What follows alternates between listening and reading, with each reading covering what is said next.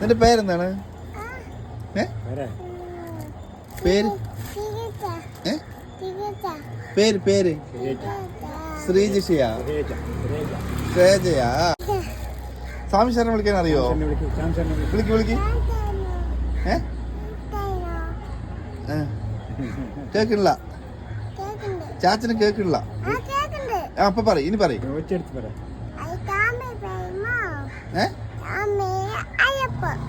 പിന്നെ പിന്നെ